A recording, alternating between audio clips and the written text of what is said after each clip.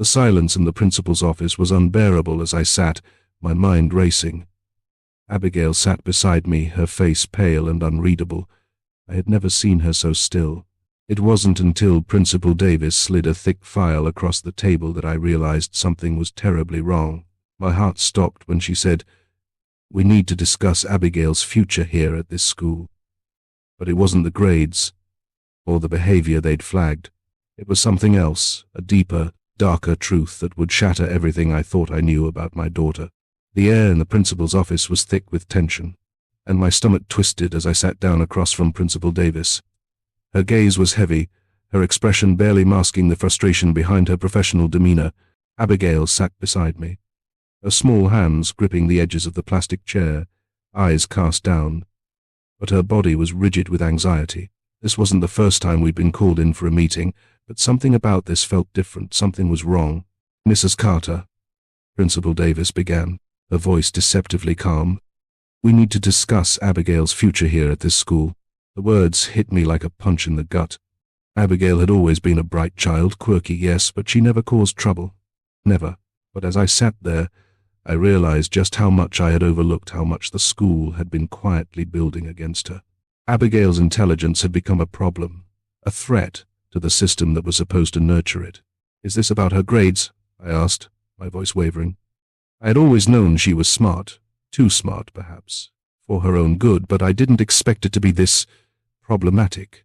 Principal Davis opened a folder, and a stack of papers spilled onto the desk. It was the beginning of an entirely different story. Abigail, my daughter, wasn't just an overachiever.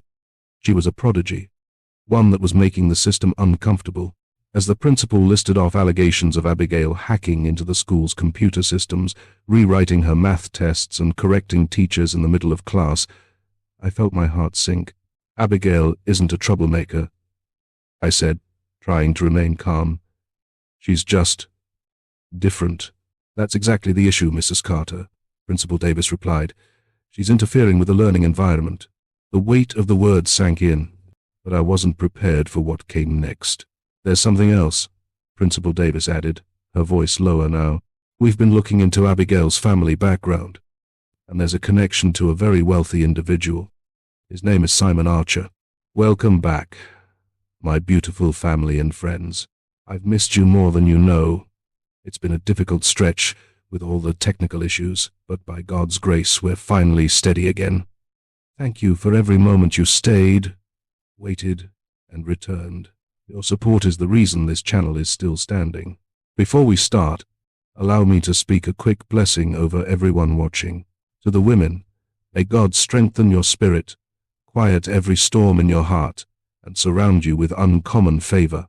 To the men, may God guide your steps, multiply your efforts, and give you wisdom that opens doors no one can shut. And may His protection remain over each of you, wherever you are. Amen. Now, before we dive in, I need to ask you for something important. If you haven't subscribed yet, please do it now. Not because it's routine, but because every single story I bring here is crafted for you. And when you're not subscribed, I feel like I'm telling these stories into the dark, not knowing if the very people they were meant for will ever see them. My USA family, my UK family, you are a huge part of this community. When you subscribe, you keep this channel alive. When you don't, I feel that silence. And trust me, you don't want to miss what's coming tomorrow. So, hit that subscribe button, and drop a comment telling me where you're watching from. Let me know you're here. Let me know I'm not talking to an empty room. Now, let's get into today's story. The name Simon Archer hit me like a wave. I knew exactly who he was, the man who had once promised me the world, only to disappear when I needed him most. And now, somehow, his name was tied to my daughter, the child he didn't even know existed. As I tried to make sense of what the principal had said, I felt the world around me spinning out of control. This wasn't just a matter of the school misunderstanding Abigail's genius. This was something much bigger. The pieces started falling into place. Abigail's brilliant mind wasn't just a gift, it was a legacy I had buried long ago, and now, in a cruel twist of fate, that very brilliance was threatening to expose a past I thought I had left behind. Principal Davis didn't give me time to process, she continued, her tone more controlled now, as if she was explaining something that should have been obvious. The problem is not just Abigail's behavior, Mrs. Carter. It's her performance on the most recent standardized test. She handed me a copy of the results, but I didn't need to see it to know what it said. A perfect score. Abigail had always excelled, but this was beyond anything the school had ever seen. Still, I wasn't prepared for the margin notes. Principal Davis slid a second sheet toward me. She not only got every answer correct, but she took the time to write extensive critiques of the test itself, pointing out factual errors, questioning assumptions, and even offering alternative solutions. I stared at the paper, at Abigail's neat handwriting. Her logic was flawless, her analysis sharp. She wasn't just answering questions, she was deconstructing the entire system, a system that had been designed to test children, but now found itself questioned by one of them. That's not something we encourage, Principal Davis said, her voice flat. It disrupts the integrity of the testing process. A sudden wave of frustration surged inside me. How could this be a problem? She's not being disruptive, I said, trying to control my voice. She's questioning what's being taught. She's curious. She's learning in a way you can't control. Principal Davis didn't look convinced. Curiosity is fine, but when it becomes a challenge to authority, it becomes a problem. We can't have students undermining the system. I felt my heart race. The system was failing my daughter. And the worst part was, I didn't know how to stop it. They might expel her, Mrs. Carter, she added quietly, her words hanging in the air like a sentence. My chest tightened. I couldn't lose Abigail to a system that didn't even understand her. I would fight for her, no matter what it took. Principal Davis leaned back in her chair, her fingers steepled in front of her as if preparing to deliver bad news. Abigail, she said with an almost clinical calm, we need to speak with your mother privately for a moment. Please wait outside. I glanced at Abigail, who stood up slowly, her small frame tight with tension. Her eyes, always so observant, flicked toward me. She didn't speak, but I could see the hurt in her gaze. She was already starting to feel like an outsider in a system that should have supported her. I nodded, trying to give her a reassuring smile as she left the room.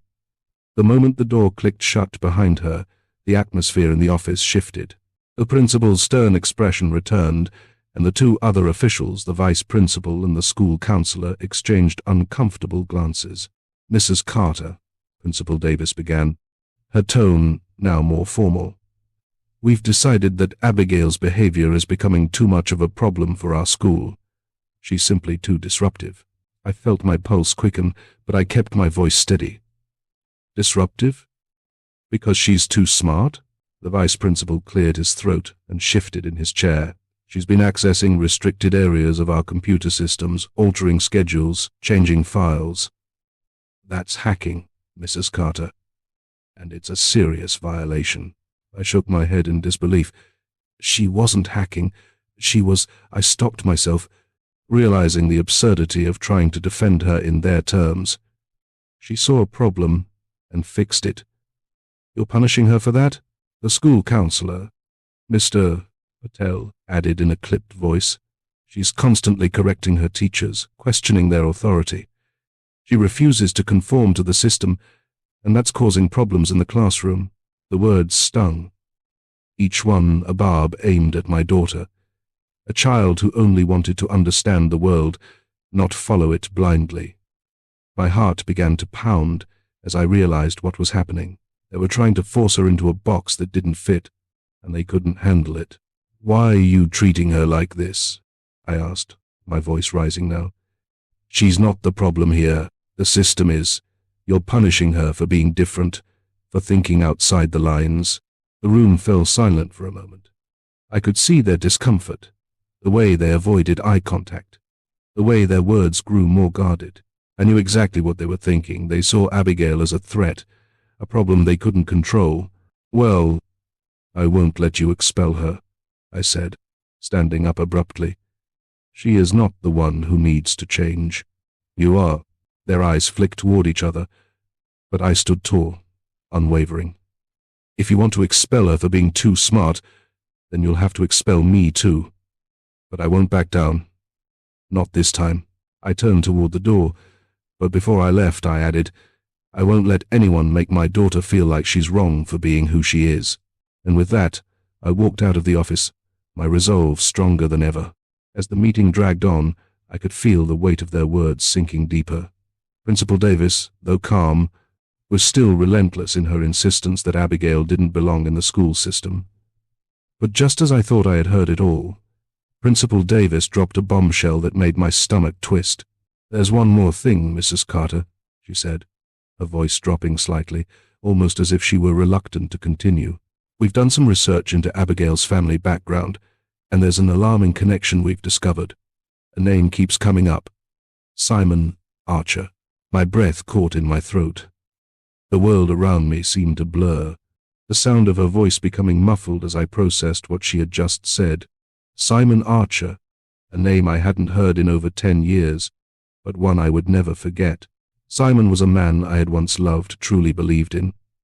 He had promised me a future filled with opportunity and success, a life that would be easy for both of us. But that promise was nothing more than empty words.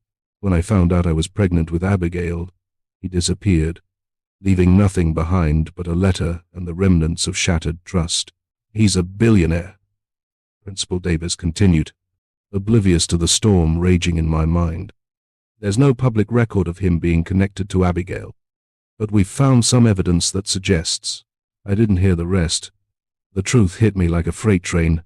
Abigail's intelligence, it wasn't just a gift, it was a legacy, one I had buried deep in the past. The pieces of the puzzle clicked together.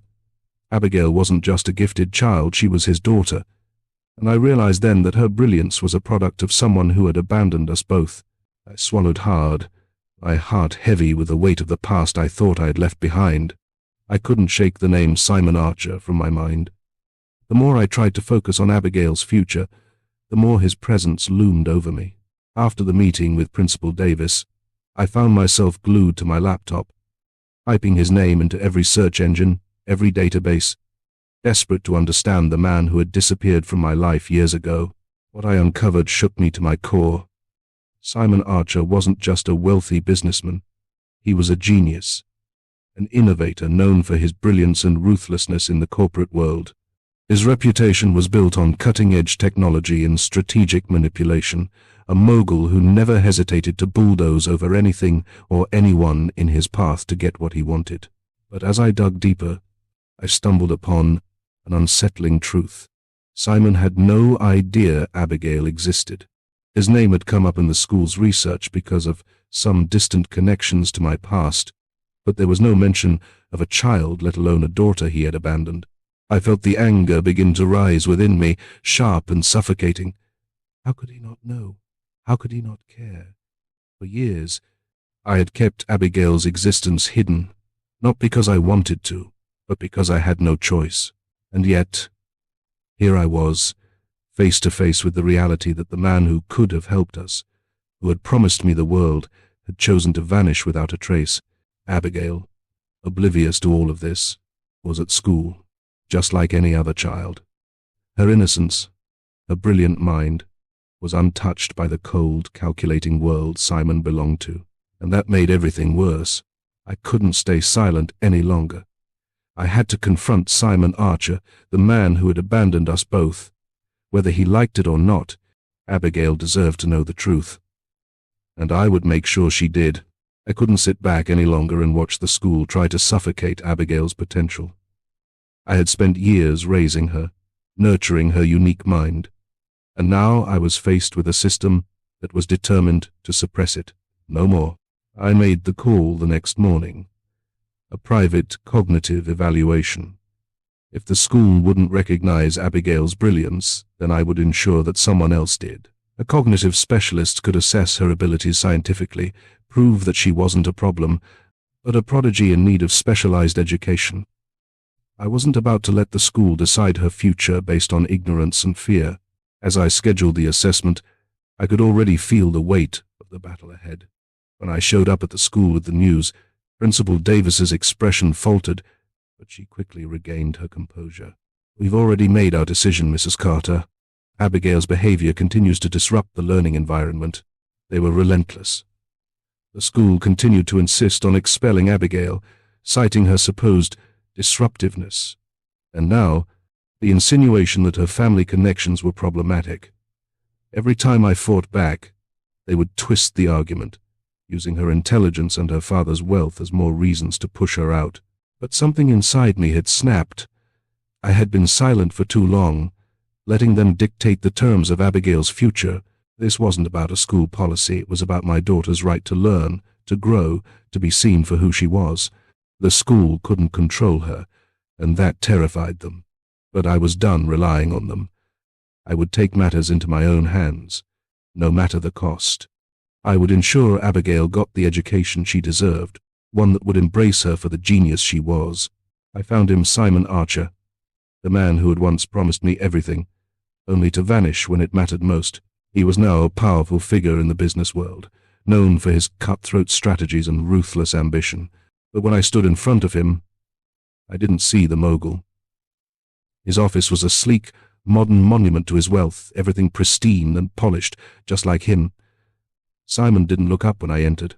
He was on the phone, barking orders into the receiver, his face unreadable. "Mr. Archer," I said, my voice steady despite the storm raging inside me. "We need to talk." He hung up the phone without a second thought, finally glancing up at me. His expression was cold, businesslike. "Yes, what can I do for you?" I wasted no time. "You have a daughter. Her name is Abigail, and she's brilliant. You don't know her, but she's yours." Simon's eyes flicked to the side, his gaze calculating. "Abigail?" he muttered, as if the name barely registered. "I'm afraid you must be mistaken." I could feel the betrayal clawing at my chest. "She's your daughter. You abandoned us both when I needed you most, and now she's in trouble. She's about to be expelled from school, and I need your help." Simon leaned back in his chair, nonchalant. "I have no obligation to a child I never planned for," he said, his voice flat, as if he were talking about a business transaction gone wrong. I felt the sting of his indifference like a slap across my face. This was the man who was supposed to care, who had promised me everything, but gave me nothing. His words exposed the coldness of the elite world he lived in, a world that had never been mine. But Abigail wasn't his pawn, and I wasn't going to let him treat her like one. "She's not yours to dismiss, Simon," I said, standing taller.